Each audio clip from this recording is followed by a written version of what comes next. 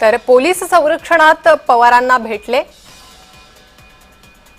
प्रवीण गायकवाड। आता पोलीस संरक्षणात हल्ल्यानंतर गायकवाडांना पोलीस संरक्षण देण्यात आलेलं आहे। प्रवीण गायकवाड संभाजी ब्रिगेडचे अध्यक्ष। 12 ऑगस्टला अक्कलकोट येथे माझ्यावर जे जीवघेणा हल्ला झाला होता, वंगण तेल टाकलं होतं, त्या पार्श्वभूमीवर महाराष्ट्रामध्ये एक प्रचंड अस्वस्थता पसरली होती।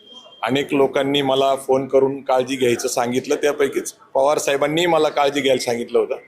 सध्याच्या परिस्थितीमध्ये त्यांचं असं म्हणणं होतं की मी संरक्षण घ्यावं, तर त्यांनी मुख्यमंत्र्याला तसं पत्र लिहिलं, तर गृहमंत्र्यांना पत्र लिहिलं होतं, त्याप्रमाणे मला आता सरकारकडून संरक्षण मिळालेलं आहे।